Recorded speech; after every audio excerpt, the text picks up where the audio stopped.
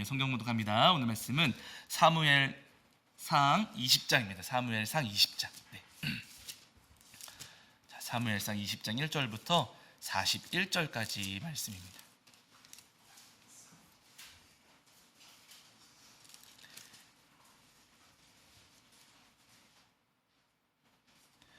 자, 말씀이 기니까요. 우리 사무엘상 20장 35절부터 42절까지만 합독하시겠습니다. 자, 오늘 말씀은 사무엘상 20장 말씀을 함께 나누실 텐데 말씀이 기니까 사무엘상 20장 35절부터 42절까지 합독하시겠습니다. 자, 사무엘상 20장 35절부터 42절까지입니다. 자, 우리 찾으신 줄 알고 한 목소리로 합독하겠습니다. 함께 합니다. 아침에 요나단이 작은 아이를 데리고 다윗과 정한 시간에 들로 나가서 아이에게 이르되 달려가서 내가 쏘는 화살을 찾으라 하고 아이가 달려갈 때에 요나단이 화살을 그의 위로 지나치게 쏘니라. 아이가 요나단이 쏜 화살 있는 곳에 이를 즈음에 요나단이 아이 뒤에서 외쳐 이르되 화살이 내 앞쪽에 있지 아니하냐 하고 요나단이 아이 뒤에서 또 외치되 지체 말고 빨리 다름질하라 하매 요나단의 아이가 화살을 주워 가지고 주인에게로 돌아왔으나 그 아이는 아무것도 알지 못하고 요나단과 다윗만 그 일을 알았더라.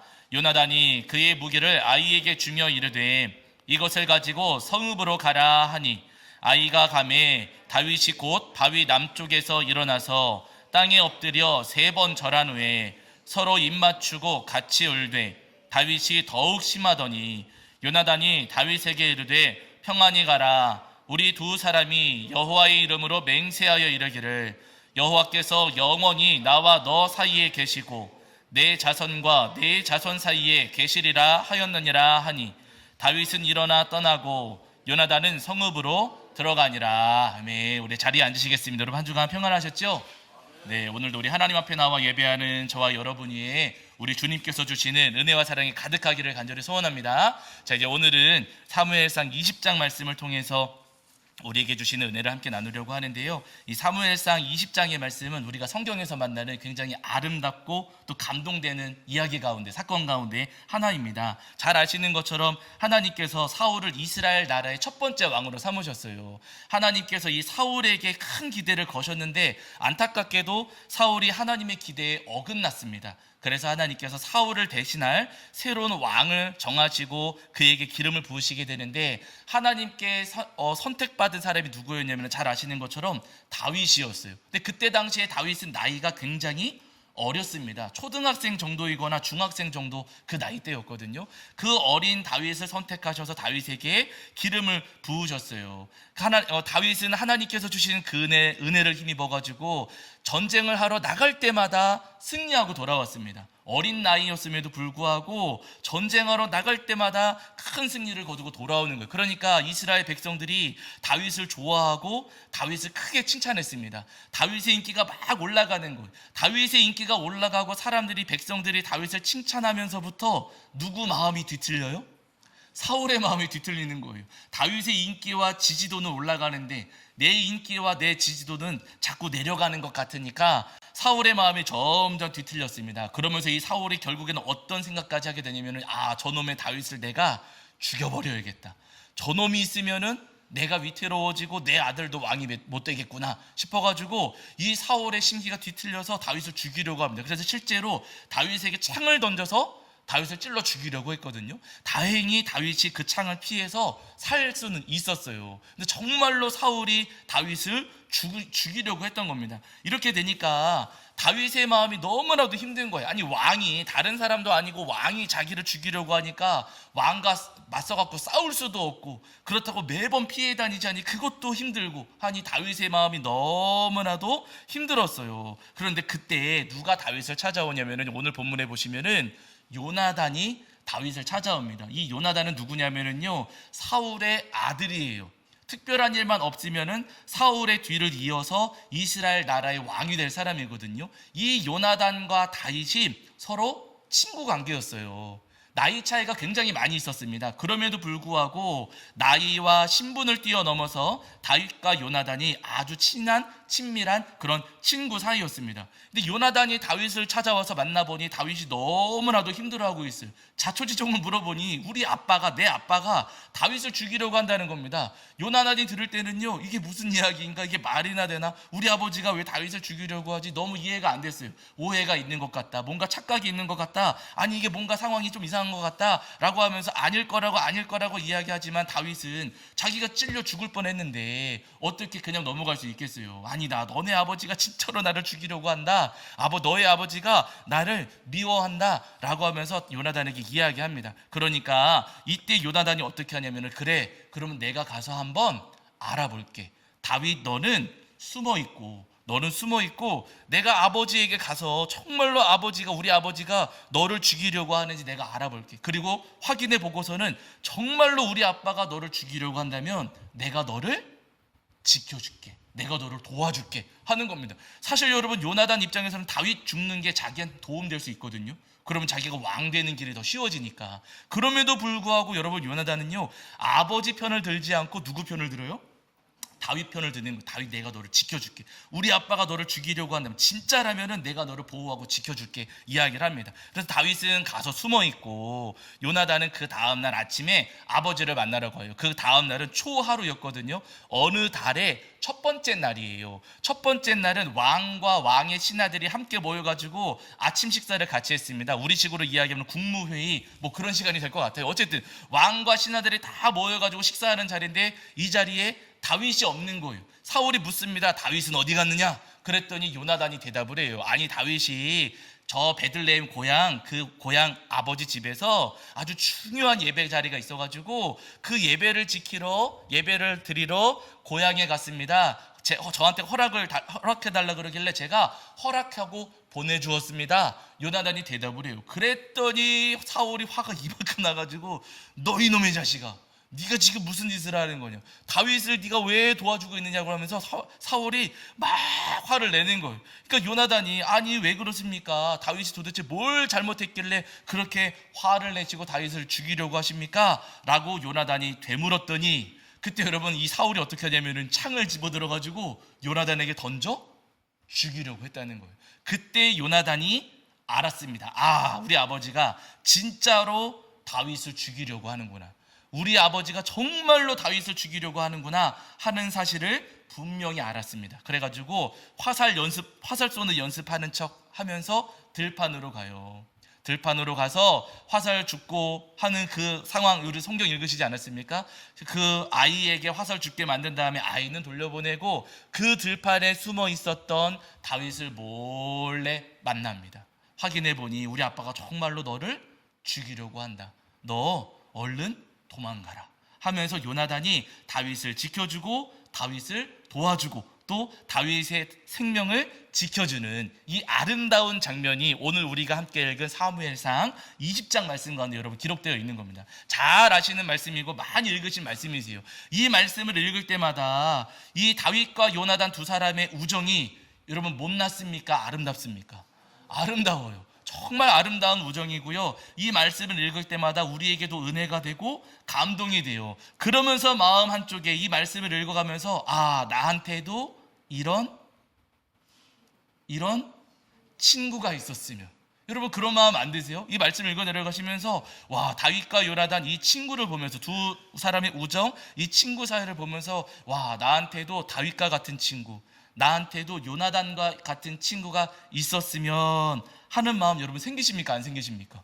생겨요. 두 사람의 우정이 굉장히 부럽고, 나한테도 이런 친구가 있었으면 좋겠다, 이런 친구가 나에게도 있었으면 좋겠다 하는 마음이 우리에게도 찾아온다는 거. 왜냐하면 여러분, 우리도 예전에는 친구가 많았지만은요, 그 친구들은 어때요?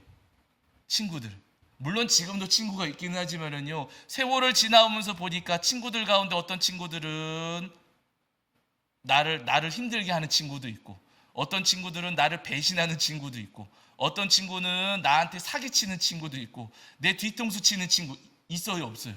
있어요. 친구라고 있기는 있었지만은요, 정말로 끝까지 나하고 함께하면서 나를 지켜주고 나를 보호하고 내 손을 잡아주는 친구들이 아니라, 내 편이 아니라 오히려 여러분 내 뒤통수 치고 사기치고 나를 배신하는 친구들이 너무 많이 있었다는 거예요. 그래서 이 두 사람의 우정을 보면서 와, 나한테도 이런 친구가 있으면 좋겠다 하는 마음을 갖게 되는 거예요. 물론 그런 분들 있을 수도 있어요. 아니, 목사님한테는 사모님이 계시잖아요 하는 분들이 있을 수도 있겠지만, 여러분 잘 아시잖아요. 남편이 왜 남편이에요? 네, 남의 편이라서 남편이고, 아내는 왜 아내예요? 네? 아내는 내 편을 안 해줘요. 그래서 맞아요, 여러분. 부부 사이가 좋지요. 그런데 여러분, 부부 사이에도 부부이기 때문에 말하지 못하는 이야기가 있습니까, 없습니까? 있어요. 부부이기 때문에. 부부이기 때문에 오히려 하지 못하는 말들이 있습니다. 부부 사이도 당연히 중요하고 소중한 관계이긴 하지만은요, 그러나 부부이기 때문에 말하지 못하고 부부이기 때문에 보이지 못하는 것들이 있기에 우리에게 때때로 친구가 있었으면, 이런 다윗과 같은 친구, 또 요나단과 같은 친구가 있었으면 얼마나 좋을까라는 생각을 합니다. 내가 초라하고 부족하고 내가 모자라도 사심 없이 나를 가까이 해주고, 아무런 계산 없이 나를 아주 친밀하게 대해주고, 내가 이렇게 부족하고 내가 못나지만은 나를 놀리거나 깔보거나 무시하지 않고 정말 아무런 이유 없이, 아무런 사심과 아무런 계산 없이 나하고 친구가 되어주는 사람이 있으면 얼마나 좋을까 하는 생각을 한다는 거예요. 그런데 여러분, 중요한 것은 뭐냐면요, 그런 분이 있어요, 없어요? 있어요. 성경을 보시면은요, 아무런 이유 없이, 아무런 사심 없이, 또 아무런 계산 없이 나하고 친구가 되어주시겠다 말씀하시는 분이 계시다는 겁니다. 여러분, 그분이 누구세요? 예수님이세요. 맞습니다. 여러분, 예수님께서는요, 내가 모른다고, 내가 무식하다고 놀리지 않으시고, 내가 가진 것 없다고 나를 깔보지 않으시고, 내가 부족하다고 나를 무시하지 않으시는 주님이시라는 거예요. 그럼에도 불구하고 나를 친구로 삼아주시겠다 예수님 약속하시거든요. 여러분, 어디 말씀하시냐면 요한복음 15장 13절부터 15절입니다. 요한복음 15장 13절부터 15절. 자, 요한복음, 신약성경 요한복음 15장 13절부터 15절입니다. 제가 가진 성경에서는 신약성경 173페이지에 있습니다.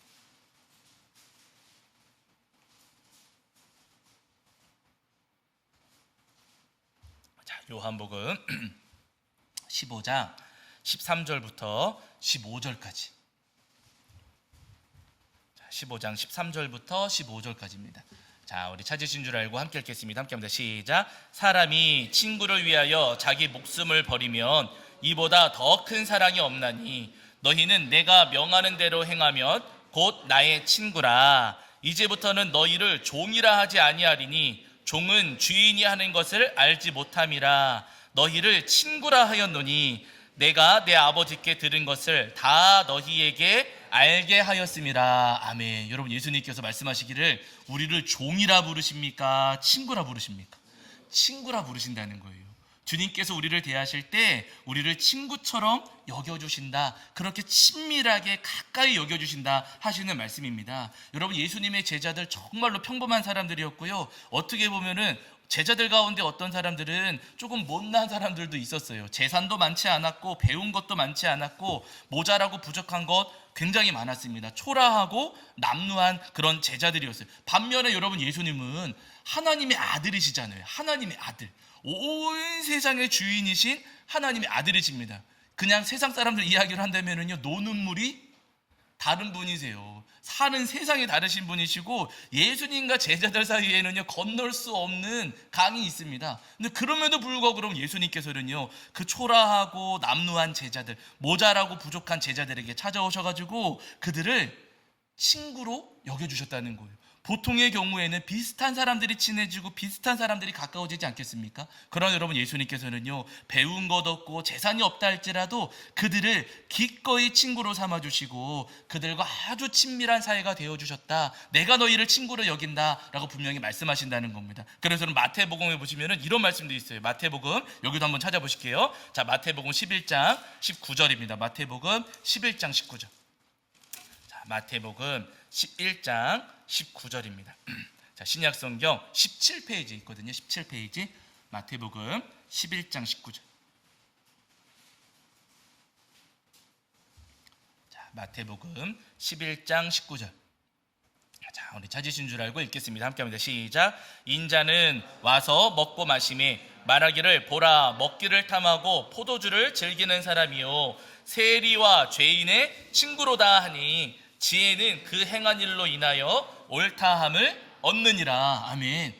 바리새인들 서기관들이 예수님을 바라보면서 뭐라고 이야기하냐면요, 저 사람은, 예수님은 누구의 친구라고요? 네?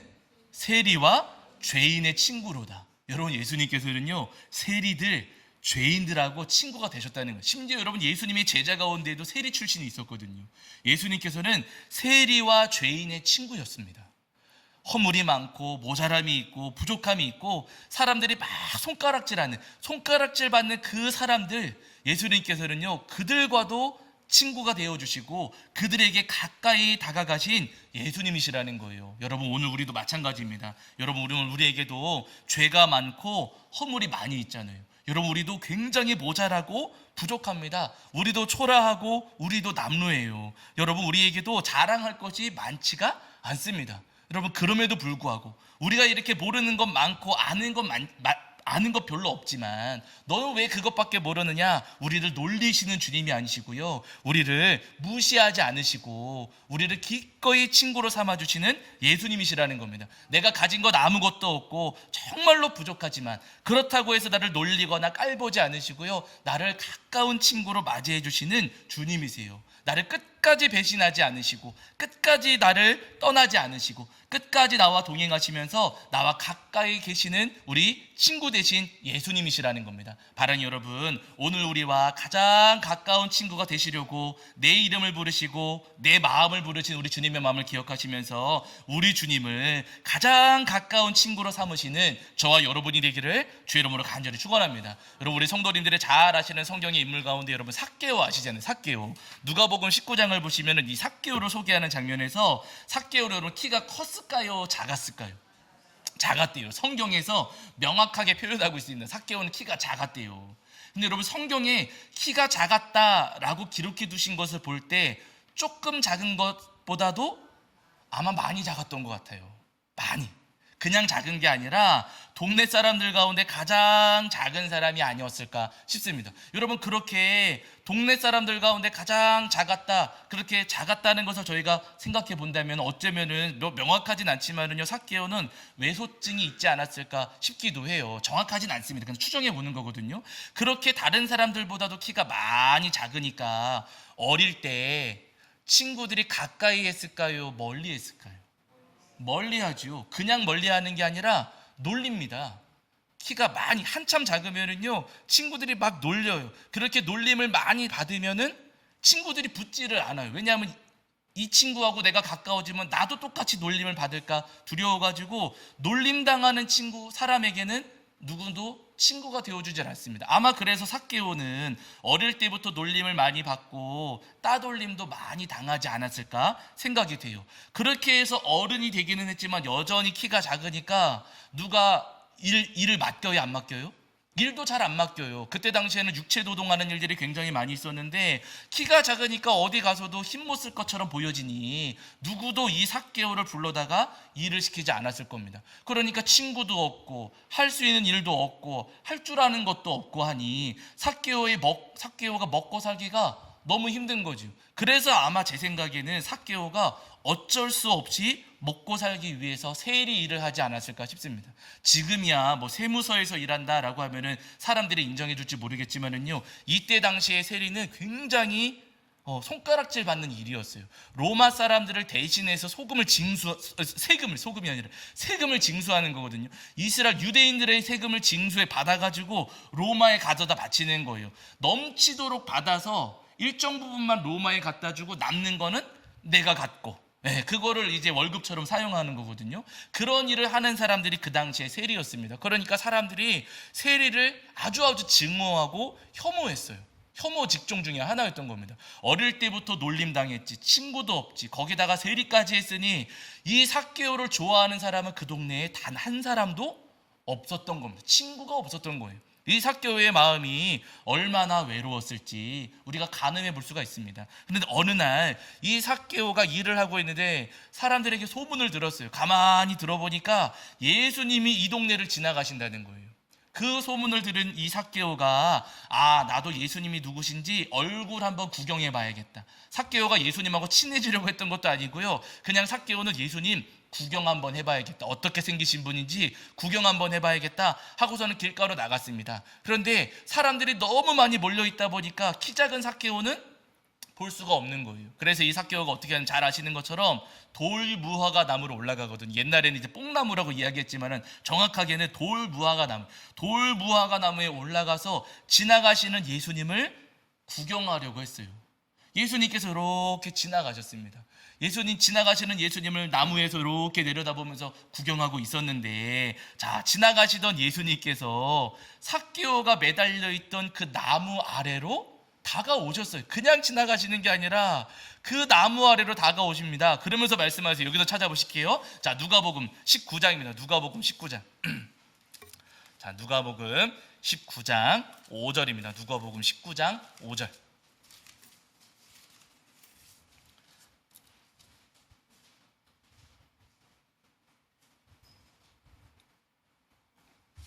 누가복음 19장 5절. 제가 가진 성경에서는 신약성경 127페이지입니다. 127페이지. 자, 누가복음 19장 5절. 자, 우리 찾으신 줄 알고 함께 읽겠습니다. 함께 합니다. 시작. 예수께서 그곳에 이르사 쳐다보시고 이르시되 삭개오야 속히 내려오라. 내가 오늘 내 집에 유하여야겠다 하시니. 아멘. 예수님께서 삭개오를 바라보시면서 말씀하세요. 삭개오야 빨리 내려와. 나 오늘 너네 집에 가서 좀 쉬어야겠다. 나 너네 집에 가고 싶다. 예수님 말씀하시는 겁니다. 여러분 정말 놀라운 장면이에요. 여러분 그때 당시 삭개오 주변에 있었던 이 동네 사람들이 삭개오를 부를 때 이름 불렀을까요? 별명 불렀을까요? 별명 불렀겠지요. 키 작으니까 뭐 키 작다고 놀리는 별명이 있었을 것이고, 세일이를 하니까 매국노라 불렀거나 쓰레기라 불렀거나 망난이라 불렀거나 뭐 아무튼 못된 별명으로 삭개오를 불렀을 거예요. 그런데 예수님께서 삭개오를 부르실 때는 별명이 아니라 이름을 불러주세요. 이름. 여기부터 다른 거예요. 삭개오, 다른 사람들은 다 조롱하고 놀렸지만은 예수님께서는요 삭개오의 이름을 불러주셨습니다. 그러면서 예수님께서 하시는 말씀이 삭개오야 속히 내려오라. 내가 오늘 내 집에 유하여야 하겠다 말씀하세요. 삭개오의 집에 가셔서 식사하시겠다는 거예요. 식사. 너네 집에 가서 밥 먹자 말씀하시는 거거든요. 여러분 식사하실 때 아무하거나 식사하세요? 안 하세요? 길 가다가 그냥 아무나 붙잡고 식사하십니까? 안 하십니까? 요즘에 무슨 혼밥 한다 그래가지고 혼자 밥 먹는 식당이 있대요. 혼밥하는 사람들이 많아가지고. 근데 여러분 혼자 밥 먹는 식당, 저는 가끔 그 생각하거든요. 아니 어차피 혼자 가서 밥 먹는데 그 사람들 보시면 벽 보고 앉아서 밥 먹어요. 혼밥한다고. 아니 그럴 거면 차라리 다 따로 왔으면 테이블 가운데 하나 놓고 그냥 앉아서 한 테이블 안에서 먹을 수도 있잖아요. 그런데 한 테이블에서 먹지는 않고 전부 다 벽 보고 먹거나 조그마한 테이블에 혼자 앉아서 식사들을 합니다. 그러니까 모르는 사람하고는 밥을 먹어요, 안 먹어요? 안 먹는다는 거예요. 각자 혼자 먹으러 갔지만 모르는 사람하고는 한 식탁에 앉지를 않는다는 거죠. 그런데 여러분 예수님께서는 지금 누구하고 식사하신다고요? 삭개오하고. 사람들이 다 피하고 멀리하고 싫어하는 삭개오인데 그 삭개오하고 밥 먹자 예수님 말씀하시는 거예요. 엄청난 초대예요. 그런데 여러분 더 놀라운 것은 그 밥을 어디서 먹어요? 집에서. 어디 저기 산속에 올라가서 먹는 거 아니고요. 여러분 삭개오의 집에 가서 먹자고 하시는 거예요. 여러분 우리가 누군가를 집에 초대한다, 누군가가 집에 들어온다, 이게 무슨 의미예요? 남이라는 겁니까? 친밀한 사이라는 겁니까? 친밀한 사이라는 거예요. 어렸을 때도 여러분 내가 어떤 친구를 만나서 이 친구하고 친해지면은 어디 데려가요? 우리 성도님들은 교회 데려가셨겠지만 친구하고 친해지면 어디 데려가요? 집에 데려가잖아요. 우리 집에 가서 놀자. 그러잖아요. 우리 집에 갈래? 집에 데려가잖아요. 여러분 집에 간다고 하는 것은 그렇게 친하게 여긴다, 가까이 여긴다라는 의미인 것이거든요. 예수님께서 먼저 삭개오에게 여러분 그동안에 누군가가 삭개오에게 너네 집 가자 아무도 없었을 거예요. 그런데 예수님께서는 이 삭개오를 보셨을 때 삭개오야 너네 집에 가자 하시는 겁니다. 지금 예수님께서는 이 삭개오하고 아주 친해지겠다고, 나 너하고 친해지고 싶다. 나 너하고 정말로 각별한 사이가 되고 싶다. 예수님께서 지금 삭개오에게 손을 내미시는 거예요. 그러니까 여러분, 삭개오가 어떻게 합니까? 누가복음 그 말씀 보시면 6절에 삭개오가 급히 내려와 즐거워하며 영접하거늘. 아주 그냥 서둘러서 나무에서 내려와가지고 예수님을 자기 집으로 모시는 거예요. 아주 즐거운 마음으로. 예수님께서 이 삭개오의 친구가 되어주시니 삭개오가 예수님을 아주 즐거운 마음으로 영접하고 예수님과 친밀한 사이가 될 수 있었던 겁니다. 여러분, 삭개오 키 작았습니다. 직업도 아주 못된 직업을 가졌어요. 그러나 그럼에도 불구하고 여러분, 예수님께서는요, 이 삭개오를 놀리거나 멀리 하시는 것 아니라 그런 삭개오였을지라도 주님께서는 가까이 하시고 그의 직업을 신경 쓰지 않으시고 그의 친구가 되어주셨어요. 여러분, 우리도 마찬가지입니다. 우리 삶에도 부끄러운 것 많고 초라한 모습 많이 있고 우리에게도 못나고 부족한 것 많이 있지만은요, 그러나 예수님께서는 그럼에도 불구하고 우리의 친구가 되어주시겠다고 말씀하세요. 우리를 무시하거나 놀리시거나 깔보지 않으시고, 나는 그래도 너의 친구가 되고 싶다. 그럼에도 불구하고 나는 너와 영원한 친구가 되고 싶다. 주님 오늘 우리에게 말씀하십니다. 바라기는 여러분, 나의 이름을 부르시면서 나를 부르시고 계시는 우리 예수님의 그 마음을 기억하시면서 우리 성도님들도 기꺼이 우리 예수님을 가장 좋은 친구로 맞이하고 영접하시는 저와 여러분이 되기를 주의 이름으로 간절히 축원합니다. 제가 예전에 들었던 노래 가운데 여러분, 아주 유명한 노래가 하나 있어요. 우리 성도님들 아실 텐데, 여러분 아셔요? 여러분, 저는 사실 이 노래를 모르다가 10몇 년 전쯤에 그 가요 무슨 프로그램이 있었어요. 나는 가수다 그 프로그램 방송에서 임재범 씨가 이 노래를 부르는 노래가 너무 좋은 거예요. 듣기가 가사를 잘 모르겠지만 나는 너의 막 그러면서 노래 부르는데, 노래가 와, 이 노래는 뭐지? 가요는 가요인데 와, 가사가 참 감동이 되는 겁니다. 그래서 제가 여러 번 돌려서 들었던 그런 기억이 나거든요. 가사가 여러분 어떻게 되냐면요, 내가 만약 괴로울 때면 내가 위로해 줄게. 내가 만약 서러울 때면 내가 눈물이 되리. 어두운 밤 험한 길 걸을 때 내가 너의 등불이 되리. 허전하고 쓸쓸할 때 내가 너의 벗이 되리라. 나는 너의 영원한 형제야. 나는 너의 친구야. 나는 너의 영원한 노래요. 나는 너의 기쁨이야. 이런 가사입니다. 가사가 심상치가 않은 거예요. 가사가 너무나도 감동이 되는 겁니다. 근데 잘 몰랐어요. 그러다가 제가 좀 시간이 지난 이후에 어느 기사를 이렇게 보다가 알게 됐거든요. 이 노래가 대충 그냥 만들어진 곡이 아니더라고요. 이 곡을 작사 작곡하신 분이 누구냐면은, 이제 이 곡을 만드신 분이 누구시냐면은요, 우리가 잘 아는 윤복희 씨의 오빠 윤한기 씨인데, 지금은 목사님이십니다. 아마 은퇴하셨을 것으로 제가 생각이 되는데, 목회를 하셨던 근데 이때 당시 곡을 만드실 때는 목회하시진 않으셨지만 윤한기 목사님이세요. 이 윤한기 목사님이 곡을 만드시기 전에 폐결핵에 걸리셔가지고 병원에 가서 이제 폐결핵을 알게 되신 거예요. 진찰을 해보니 폐결핵 4기 그러시면서 더 이상 회복 가능성이 없습니다. 짧으면은 6개월, 길면 1개월 남았습니다. 그러니 그냥 집에 가서 기도하세요.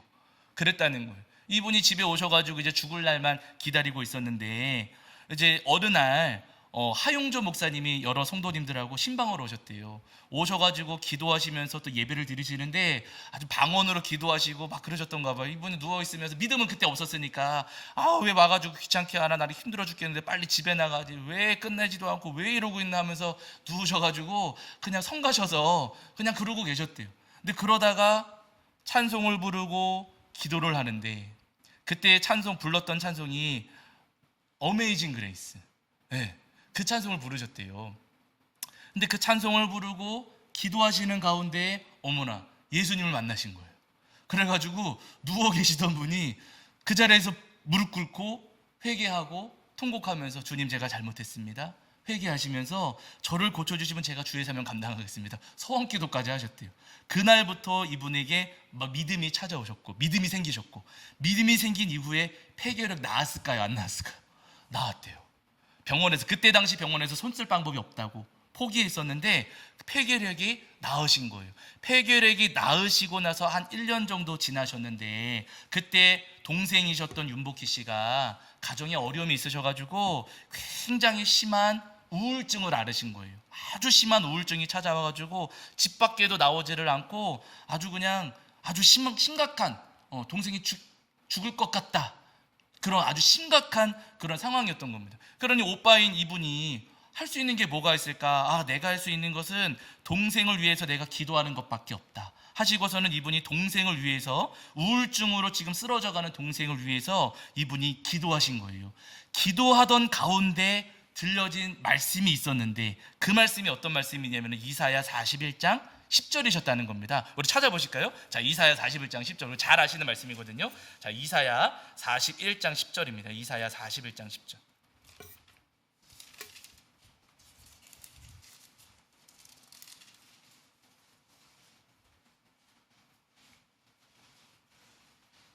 이사야 41장 10절. 이사야 41장 10절. 구약성경, 제가 가진 성경에서는 1017페이지에 있습니다. 1017페이지. 이사야 41장 10절입니다. 41장 10절. 자, 우리 찾으신 줄 알고 한 목소리로 합독하겠습니다. 함께합니다. 두려워하지 말라, 내가 너와 함께함이라. 놀라지 말라, 나는 네 하나님이 됨이라. 내가 너를 굳세게 하리라. 참으로 너를 도와주리라. 참으로 나의 의로운 오른손으로 너를 붙들리라. 아멘. 이 말씀을 들으셨대요. 이 말씀을 듣고 나서 만드신 곡이 여러분, 동생을 생각하면서 만드신 곡이 여러분이라는 거예요. 그러니까 여러분, 이 여러분이라고 하는 곡은 대중가요로 불려지기는 했지만은요, 그 바탕에는 하나님의 말씀이 담겨 있는 곡입니다. 그냥 우리식으로 이야기하면 CCM이라고 저는 볼 수도 있을 것 같아요. 그래서 그 노래를 들으면서 마음을 감동이 됐던 것 같아요. 여러분, 그 곡에서 내가 너의 친구가 되어주겠다, 내가 너를 위로해주겠다, 내가 너의 눈물을 닦아주겠다, 내가 너의 등불이 되어주겠다 하는 그 나는 여러분 사람이 아니고 누구신 거예요? 예수님이시고 하나님이신 겁니다. 동생, 너 외롭지, 너 힘들지, 주님께서 너의 친구가 되어주신다.